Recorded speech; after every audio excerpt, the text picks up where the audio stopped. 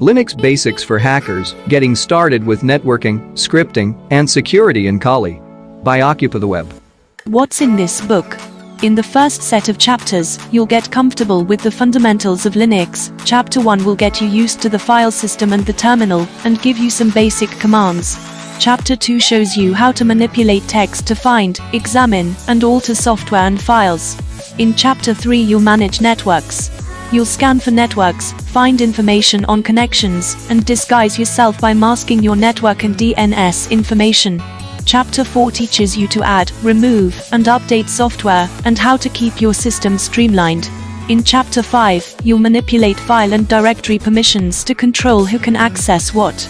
You'll also learn some privilege escalation techniques. Chapter 6 teaches you how to manage services, including starting and stopping processes, and allocating resources to give you greater control. In Chapter 7 you'll manage environment variables for optimal performance, convenience, and even stealth. You'll find and filter variables, change your path variable, and create new environment variables. Chapter 8 introduces you to Bash scripting, a staple for any serious hacker. You'll learn the basics of Bash, and build a script to scan for target ports that you might later infiltrate. Chapters 9 and 10 give you some essential file system management skills, showing you how to compress and archive files to keep your system clean, copy entire storage devices, and get information on files and connected disks. The latter chapters dig deeper into hacking topics. In Chapter 11 you use and manipulate the logging system to get information on a target's activity and cover your own tracks.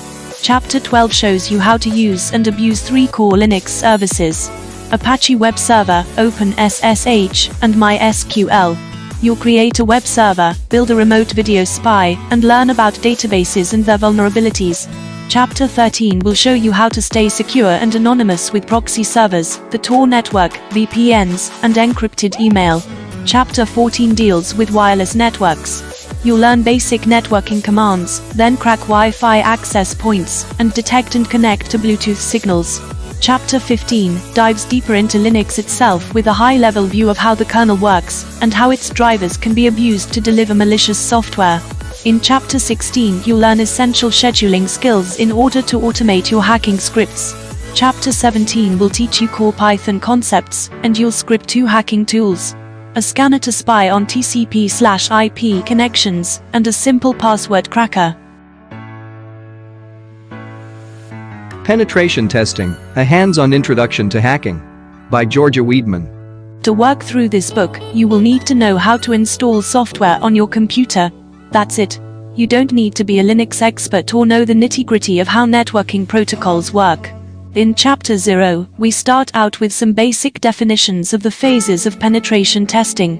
In Chapter 1, we build our small practice laboratory, which we will use to work through the exercises in this book.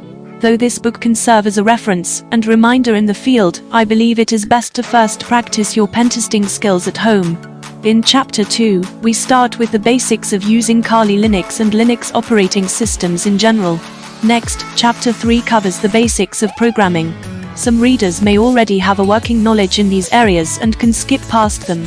In Chapter 4, though we will also learn to perform many tasks without Metasploit, it is a go-to tool for many pentesters in the field, and is constantly evolving to include the latest threats and techniques. All of that in Part 1. The basics. In Part 2.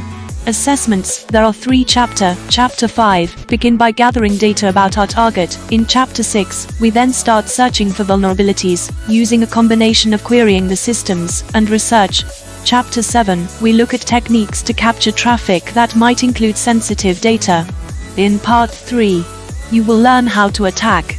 In Part 4, exploit development, you will learn the basics of writing your own exploits. In Part 5, you will learn mobile hacking.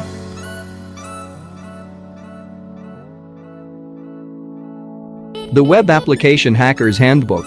2nd edition. Finding and Exploiting Security Flaws. By David Studdard, Marcus Pinto. This book's primary audience is anyone who has a personal or professional interest in attacking web applications. It is also aimed at anyone responsible for developing and administering web applications. Knowing how your enemies operate will help you defend against them.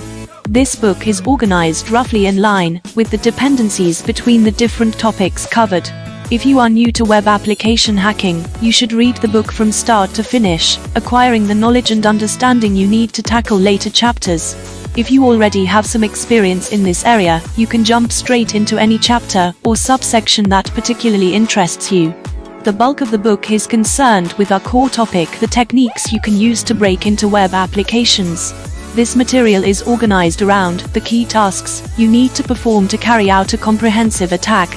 These include mapping the application's functionality, scrutinizing and attacking its core defense mechanisms, and probing for specific categories of security flaws.